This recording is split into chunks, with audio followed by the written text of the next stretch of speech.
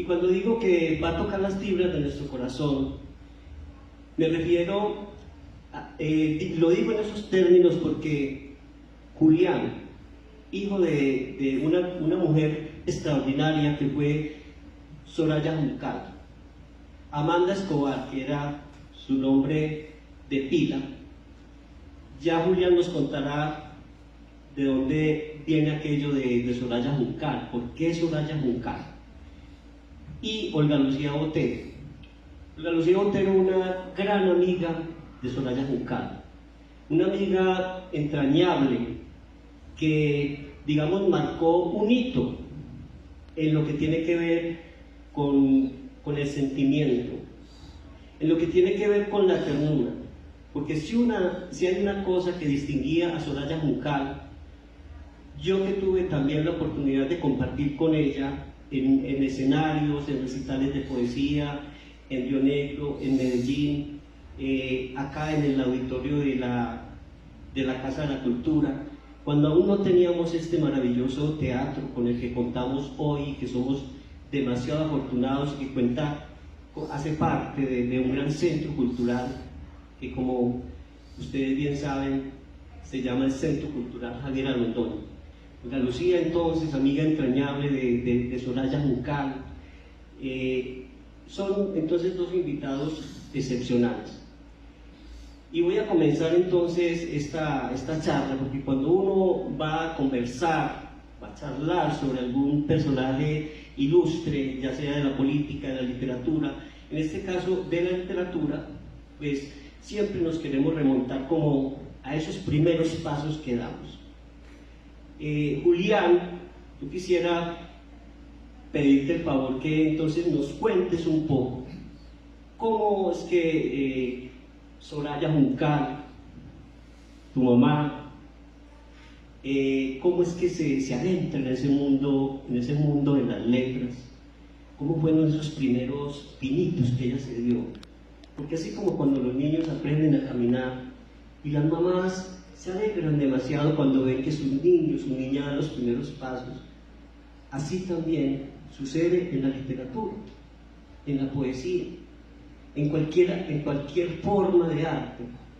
Cuéntanos entonces, Julián, cómo se da entonces, cómo son esos primeros pasos de Soraya, con los tropiezos, no sé si magulladuras en esa época.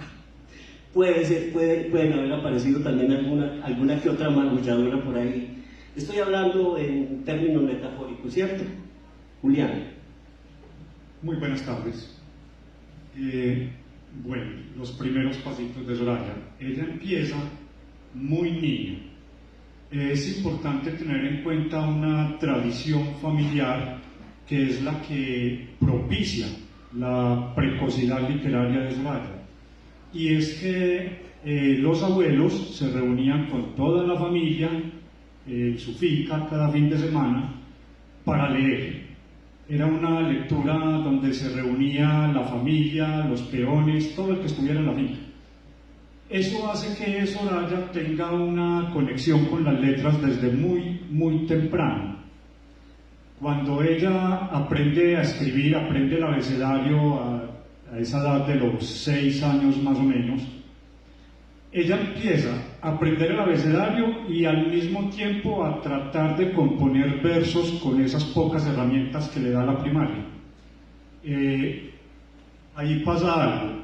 Ella empieza a escribir versitos y mi abuelita empieza a censurarla, porque la abuela tenía una idea extraña del poeta que relacionaba la poesía muy bien, muy culta, muy inteligente, lectura provechosa, pero el poeta es un bohemio. Por lo tanto, ya tenía una censura hacia eso que hacía mi mamá.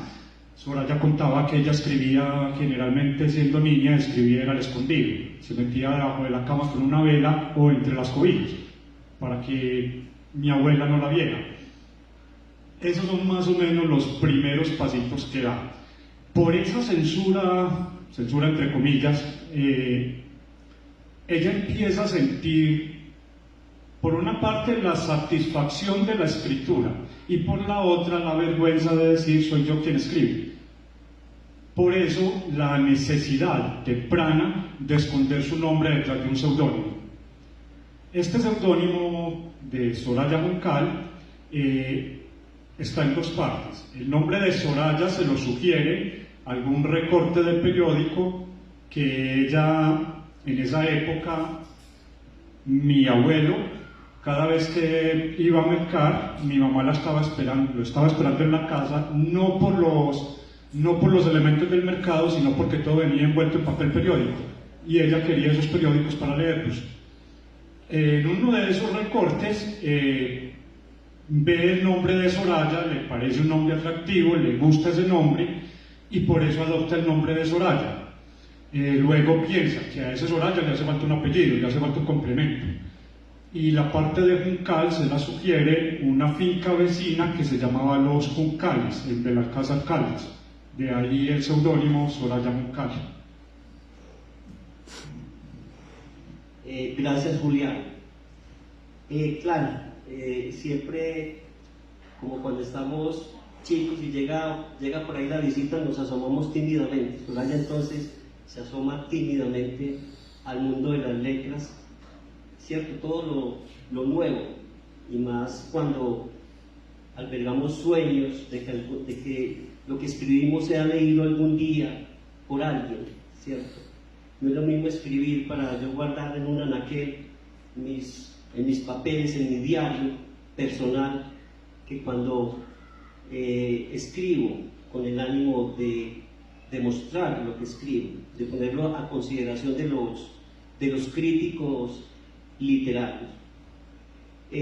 Julián, quería también preguntarte algo acerca de tu mamá, de Soraya, y es cómo fue recibida ya Soraya un poco ya más madura en aquella época allá en Benalcázar, Caldas, porque aclaramos, Soraya se consideraba hija adoptiva de Retiro, porque compartió demasiados espacios con nosotros. Para ella fue su casa, digámoslo así. Alguien decía que nuestra patria nuestra patria está en lo que escribimos, donde amamos. ¿Cómo fue percibida la poesía, aquellos primeros años de ese fluir, digamos, poético, de esa niña poeta, allá en Benalcázar? ¿Cómo se dio, Julián? Bueno, en ese sentido, en palabras de Soraya recibió zarpazos y caricias, porque por una parte estaba la burla de la familia, como ya había comentado, el problema de mi abuelita que identificaba al poeta con el bohemio. Esos primeros versos provocan burla, provocan risa, hay cierta humillación en eso. O sea, vos escribís esas pendejadas, ya vos no te da pena escribir esas bobadas.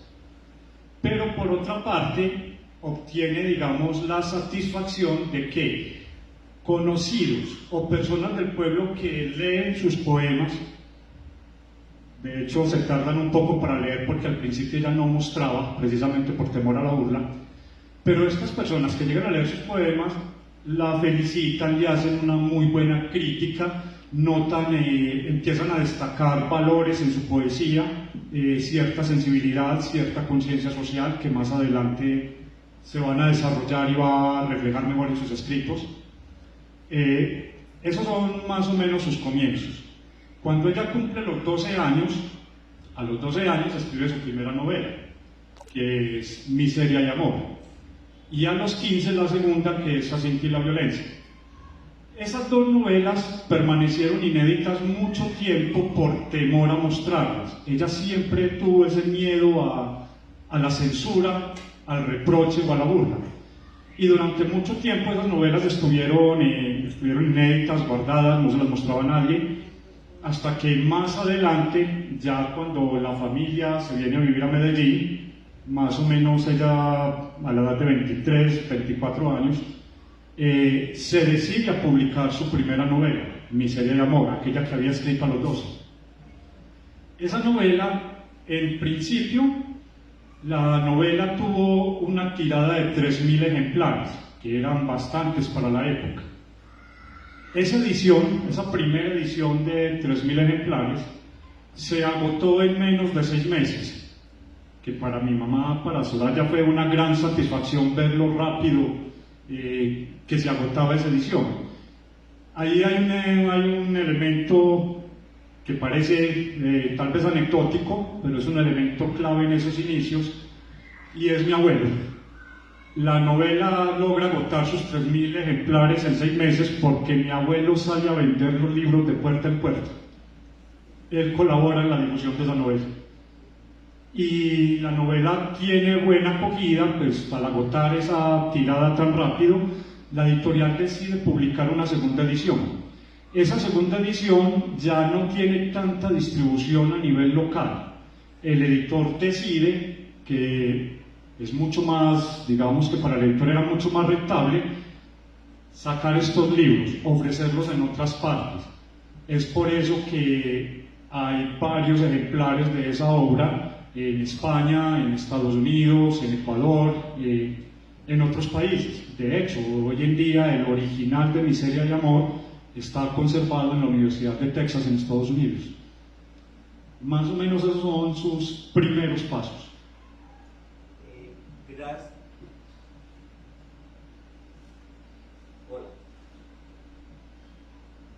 Hola. Gracias, Julián. Bueno, Julián, cuando me hablaba al principio de esta charla, hablábamos un poco, pues nos comentaba algo acerca de sus primeros versos, obviamente porque se da muy a la par tanto la poesía como la novela, por eso es inevitable que se dé eso, ¿cierto? Quisiera compartirles, de hecho, ahora que hablábamos afuera, mientras nos tomamos un buen tinto, le dije a Julián, quiero que del libro de tu mamá, Espumas de Oro, que es un hermosísimo libro de poesía que escribe más o menos entre los 12 y 13 años, ¿sí? No. O me aclaran tú. Este poemario recoge los poemas que ella escribió entre los 7 y los 12 años. Muy bien, Julián. Sí. Gracias, Julián. Bueno, yo quisiera entonces leerles un poema y ustedes podrán darse cuenta.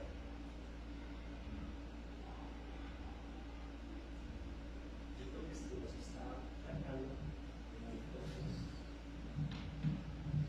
nos está jugando una... Quisiera entonces leerles, como les estaba contando, le dije a Julián, escogen uno de esos poemas de este libro, de este precioso libro, es una verdadera joya literaria, no tanto porque sea por allá como los poemas de Baudelaire, no, es la poesía, y Julián mismo nos lo decía, es la poesía de una niña de los 7 a los 12 años, pero podemos darnos cuenta de la estructura de los versos, la hermosura de los versos para una niña de 7 a 12 años. Y dice así el poema Silencio. Está el silencio entre las hojas de los muros y los patios, está en la corola de las rosas y en todas las grietas del ocaso. Está arañando el aire con su cara, está jugueteando en la montaña, como un niño consentido, está en mi sangre y entre todos los rincones de mi alma. Está en los perfiles que riegan el paisaje, en las nubes doradas de la sierra y entre todas las noches del paraje. Está aquí entre mis horas, entre toda la amargura de mis páginas y entre las ramas marchitas de las moras. Bellísimo poema, de verdad. Julián, ahora, hace un momento tú me mencionabas de las novelas de Soraya, Julián, y tengo entendido que precisamente lo que es Jacinta y la violencia y miseria y amor, de lo cual quiero que nos compartas un poco.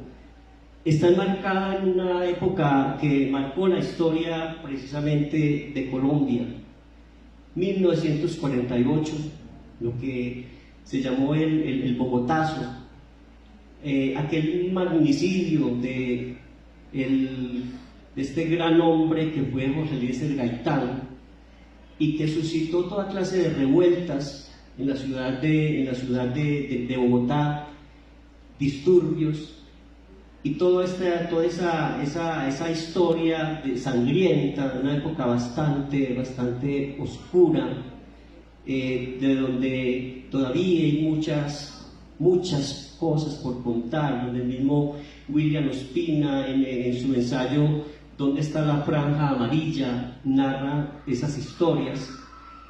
Y cuando precisamente piensa uno en eso, se me viene algo, y es que voy a utilizar una frase, pero en el buen sentido de la palabra. Dice: río revuelto, ganancia de pescadores. Yo le haría la parodia: río, país revuelto, ganancia de escritores. Entre ellos el mismo William Ospina, gran ensayista, que también ha escrito muchísimo sobre esa historia. No solo él, sino también Héctor Apacio Lince y tantos otros escritores. Julián, entonces cuéntanos un poco en qué parte de la novela Miseria de Amor, o de las novelas Miseria de Amor y Jacinta y la violencia, encontramos esa, o más bien encontramos enmarcada la novela en esa violencia, sin que raye de pronto en una Soraya que va precisamente a mostrar a la mujer como víctima. No creo que sea ese el punto que trata en su novela. Bueno, hagamos algunas precisiones. En primer lugar, pues sabemos que la literatura es reflejo de la sociedad que la produce. Entonces hay que mirar qué sociedad, en qué tipo de sociedad, en qué contexto se ubica Soraya. Soraya escribe la novela en 1948, en ese momento tenía 12 años. Lo que ella escribe en esa novela, en cierto modo, puede considerarse testimonio. ¿Por qué? Porque ella vivió esa violencia en el campo, la conoció. Recordemos que la violencia, esa época que se denomina la violencia, se vive más en el campo que en las ciudades. Es en el campo donde se derrama sangre, es en el campo donde ocurren las atrocidades. A la ciudad llega la noticia, pero es el campo quien la sufre. Soraya, en sus primeros años, tuvo que vivir esa violencia viajando de pueblo en pueblo. No importaba a qué pueblo llegaran, siempre había un grupo, ya fueran liberales o conservadores, siempre había un grupo dispuesto a desplazar, dispuesto a generar violencia, dispuesto a provocar abusos.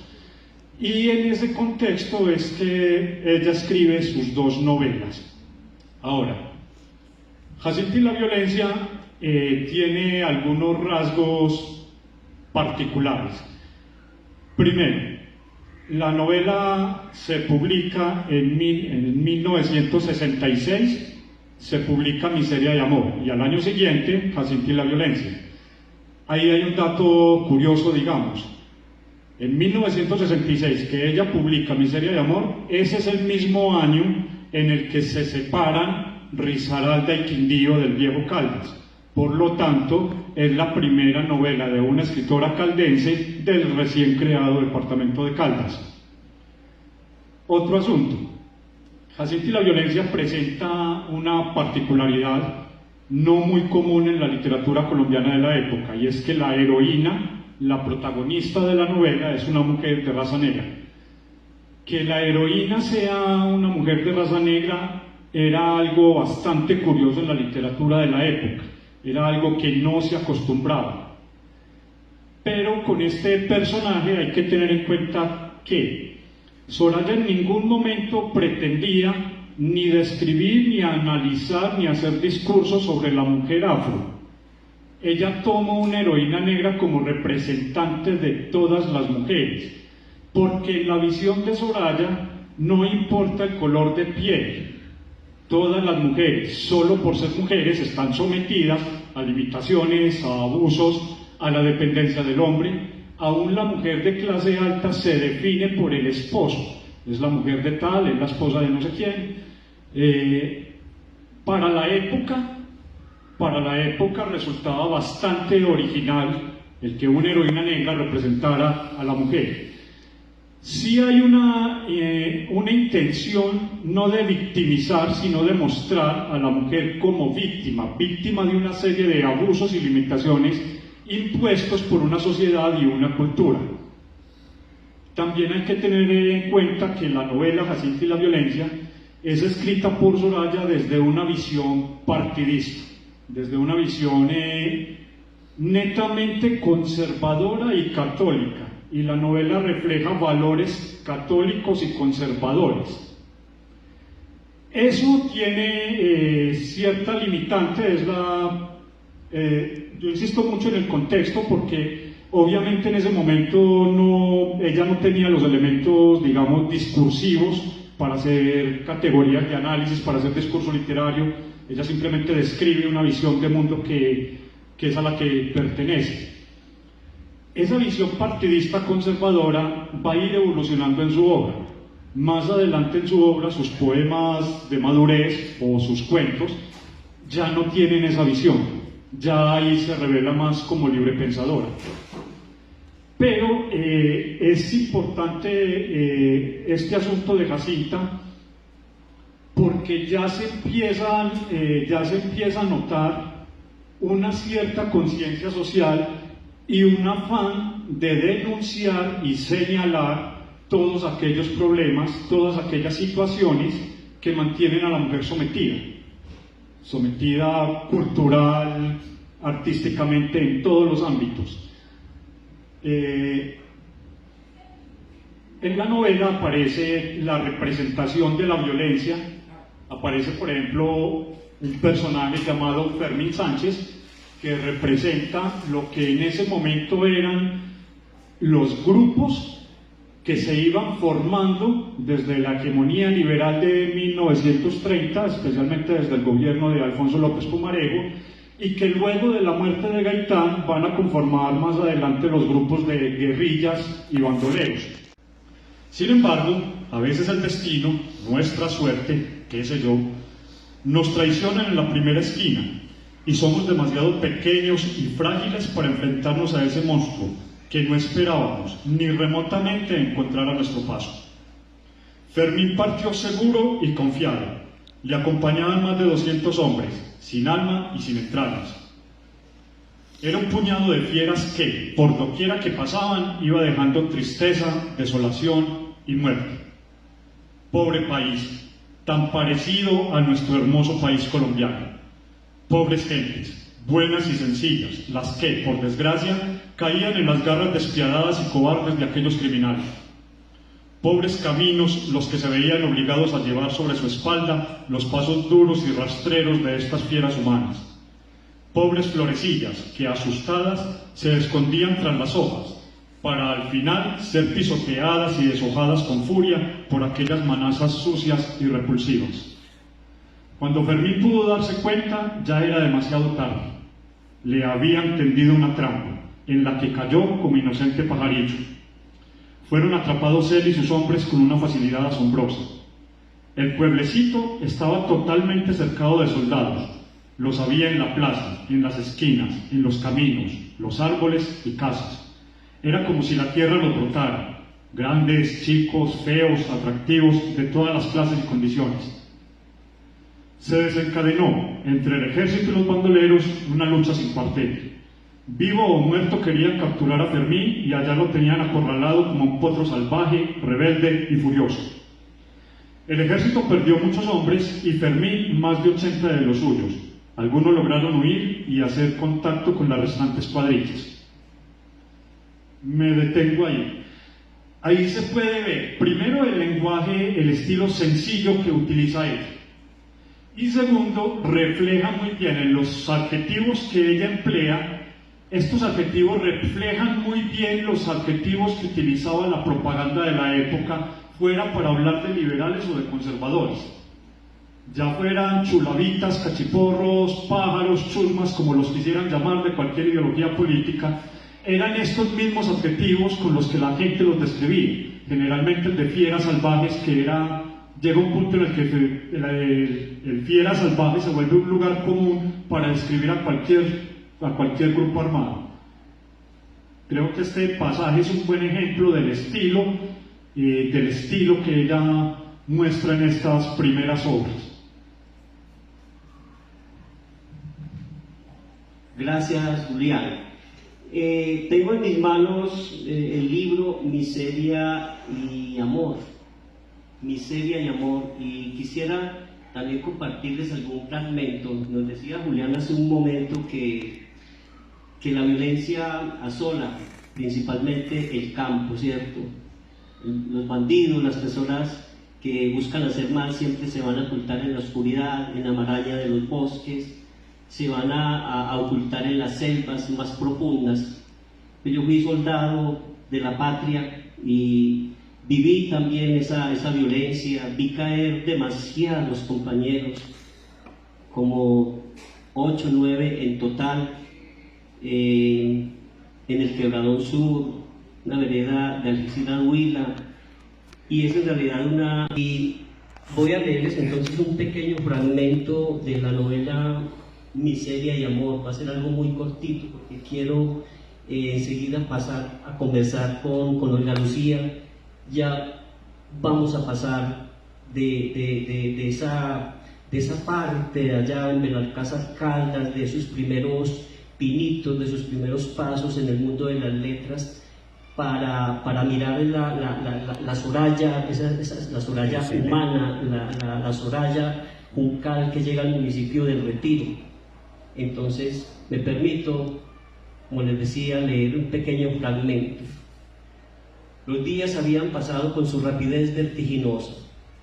En la hacienda La Flora todos estaban consternados, por una parte la muerte de don Ricardo, a quien todos querían, y por otra la desaparición de Juana con la niña.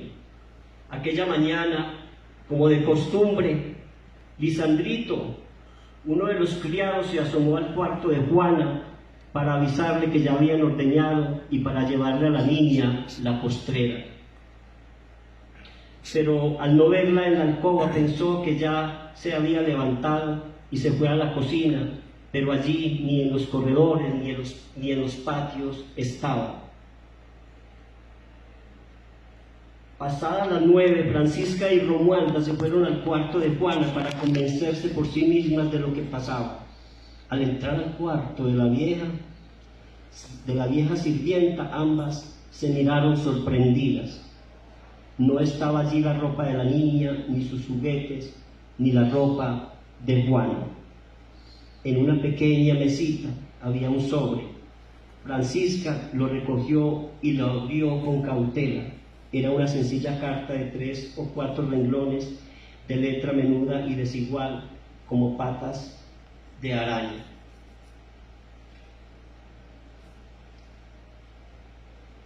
Sí, como podemos ver, entonces, estas dos novelas se enmarcan en un momento de la violencia en Colombia, hacia 1948.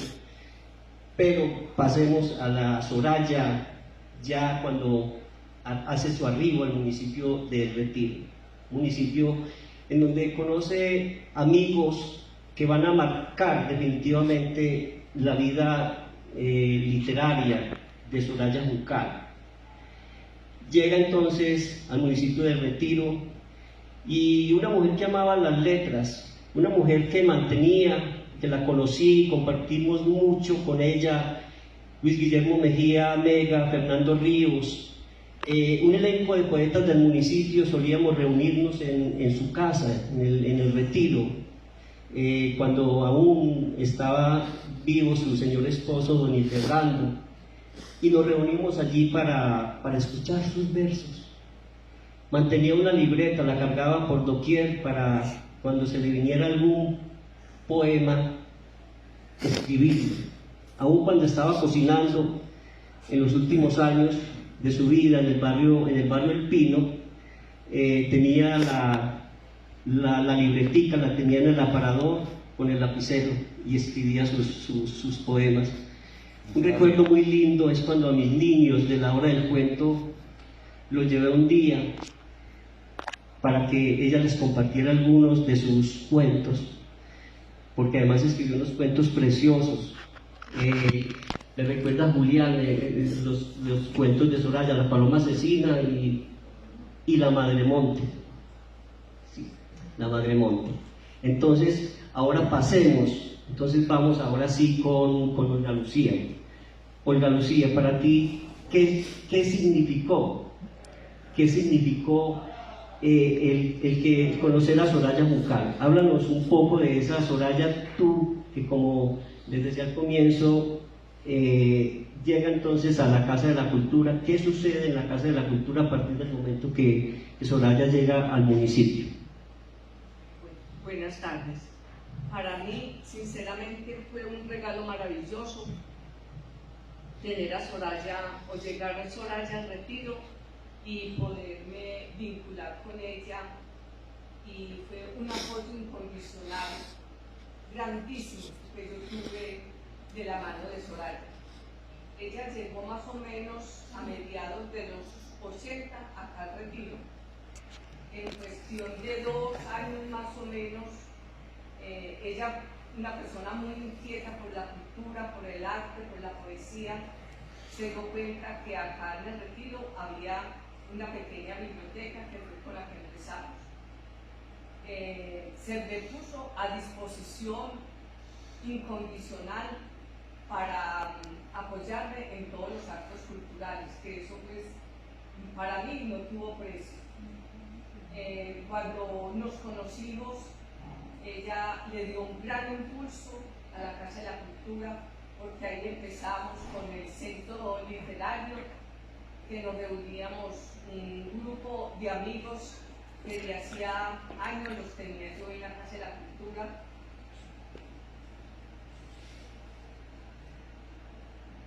Como fueron Guillermo Mejía Mega, que incondicionalmente trabajó conmigo con gran esfuerzo, el mismo Ramón, Omar Mejía, Luz Marina Gutiérrez,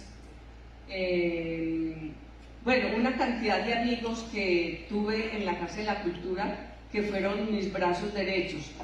Al llegar Soraya a la Casa de la Cultura, como les dije, más o menos a mediados de los 80, una cantidad de ideas para apoyar de toda la parte cultural prácticamente de la biblioteca, porque yo empecé prácticamente como bibliotecaria, que fue en el 75, y ya más luego, como a los 10 años, me nombraron ya directora de la Casa de la Cultura, y mi compañera Elisa Flores siguió en la biblioteca. Como les decía, Soraya fue una persona de mucha iniciativa y de mucha cultura, porque ella perteneció al Centro Literario de Antioquia, y en este ámbito que ella se desarrolló tuvo muchos amigos de mucha trayectoria. Entonces ahí fue donde empezamos